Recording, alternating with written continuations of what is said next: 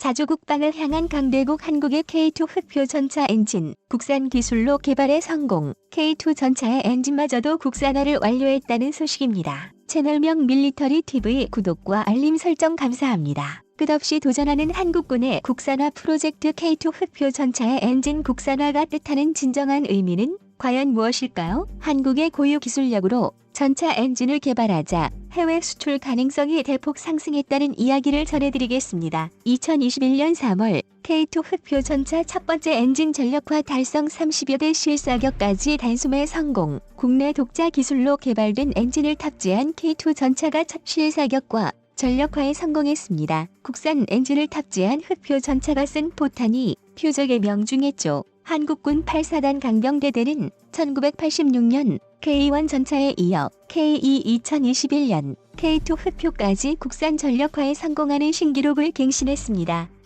K2 전차는 한국군의 기갑전력 강화와 함께 노후 전차의 대체 수요에 대응하고자 개발이 진행되었으며 주포로 120mm 활강포를 장착해 포병의 민족 한 민족의 요구사항에 맞게 화력을 최대치로 극대화했습니다. 자동 장전 장치 도입으로 탄약수가 필요 없어 기존 K1보다 1명 적은 3명만으로 운용할 수 있으며 유기압 현수 장치를 장착해 산지가 많고 험준한 한반도 지형에서도 차체 자세와 높낮이를 자유롭게 조정해 사격 각도를 확보할 수 있는 등 다재다능한 재능을 갖췄죠.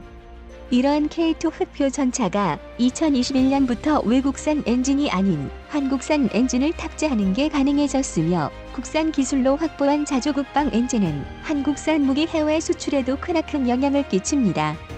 북유럽 노르웨이부터 본격적인 해외 수출 신호탄을 쏘아올린 한국군의 K2 흑표 전차가 첨단 기술력의 정점 파워팩 국산화를 달성하는 순간 동유럽의 폴란드와 체코슬로바키아 K2 흑표 전차 수출 시장에서 압도적인 점유율을 가져오는 것은 물론 과거 독일의 요청으로 인해 해외 수출이 불가능했던 아랍에미리트부터 시작해 오만 사우디아라비아까지 중동 지역의 석유 보국들에게 초대박 수출이 가능한 것이죠. 특히 국제 외교 관계 상황 때문에 차세대 신무기를 구매하지 못하는 상황에 놓인 아랍에미리트와 오만은 적대적 외교 관계와 상관없이 우호적인 관계를 유지하는 한국의 K2 흑표 전차를 간절히 원하고 있으며 최소 400대 이상의 수출 실적을 기록할 예정입니다. 이번 K2 전차가 엔진 국산화를 달성함에 따라 터키군 전차 알타이의 국산 파워팩 수출 협상이 시작되었으며 이것을 보아 K2 흑표 전차의 엔진 국산화는 터키 말고도 상상 이상의 해외 수출 잠재력을 가졌다고 봐도 무방합니다. 즉,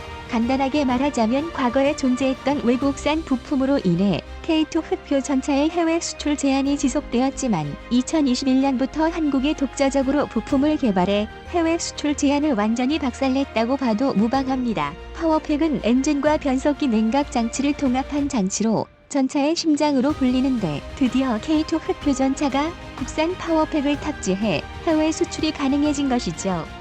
방산 관련 업계에 따르면 터키 전차 제조업체 BMC는 한국 국산 파워팩 말고 다른 선택지가 없는 데다 터키가 요구하는 파워팩 성능 및 규격을 한국산이 만족시킨 만큼 이번 계약만으로도 국산 파워팩 수출을 확정한 것으로 보고 있습니다. K2 흑표 전차의 엔진을 국산화한 기술력으로 우리 군의 명품 무기로 손꼽히는 K9 자주포의 심장에 해당하는 엔진도 독자 개발에 힘이 실렸습니다. K9 자주포는 터키, 인도, 폴란드, 핀란드, 호주 등 해외 수출 실적에서 어마어마한 성적을 기록했으며 엔진 국산화에 성공할 경우 해외 수출이 제한된 지역까지 모두 잠금 해제, 한국 경제 방산 수출에 거대한 기여를 할 것으로 예상됩니다. 향후 귀추가 주목되는 한국산 K2 흑표 전차의 엔진 개발 소식이 일본 커뮤니티 마톰에 스레드에 올라왔습니다. 스레드에 올라온 일본 네티즌들의 댓글 반응을 번역해봤습니다. 터키 전차 알타이의 파워팩 공급에 한국 기업과 협의 중이라니 배신당한 기분이다. 터키는 일본의 우방국 아니었는지 일본과 외교를 유지하기 위해서 다시 한번 생각해봐. 한국은 항상 허술하고 부족하니까 K2 전차 파워팩을 영원히 자국화할 수 없다고 진심으로 주장한 녀석들은 이제 어쩔 거야? 만약에 K2 전차가 무기 수출까지 성사된다면 일본은 정체하고 있는데 한국만 성장하는 가혹한 현실이 기다리잖아. 계획을 변경해야 한다. 일본산 품질이 한국산보다 근사하다는 건 모두가 알고 있는 당연한 사실.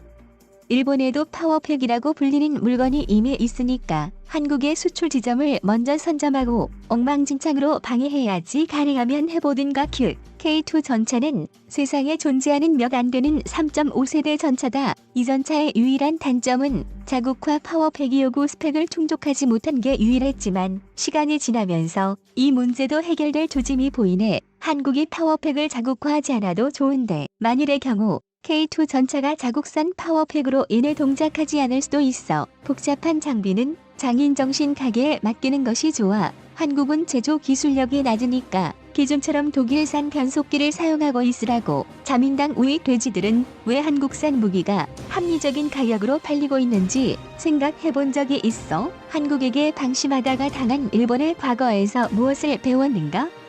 알 수 없는 자민당 우익 돼지들. 한국산은 분명 일본산의 열화 버전이 될 것. 그것도 저렴하고 한심하지만 무작정 구매하려는 외국인들이 너무하다. 한국의 일본을 표절하는 실력은 괴짜 수준. 변명도 참 애잔하네.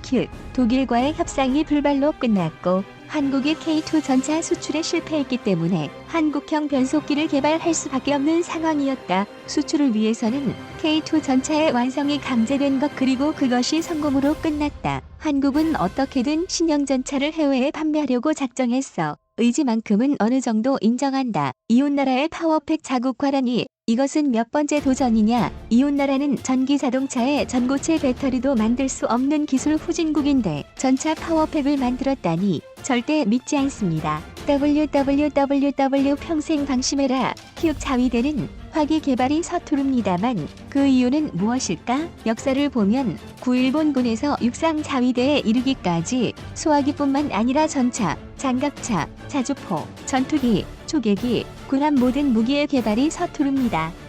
일본인이 만든 무기는 역사적으로 취급받지 못했다. 일본인은 무기를 만들 수 있는 손재주가 없다. 일본의 예측은 실패했다라고 함부로 말하지 마라. 한국의 발표를 전부 믿지 말고 70%는 날조라고 생각해야지. 전차 엔진 개발에 성공했다면 70%는 날조야 개소리. 한국의 서류 조작은 중국의 경제 통계 조작과 비슷할 정도니까. 일본의 철강 품질 GDP 조작은 한국군의 K2 흑표 전차는 엔진 개발까지 성공하여 세계 무기시장 해외 수출 분야에서 날개를 펼치고 훨훨 날아갈 준비를 마쳤습니다.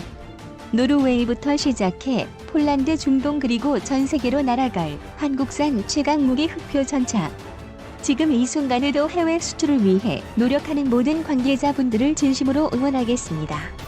채널명 밀리터리 TV 구독과 알림 설정 감사합니다.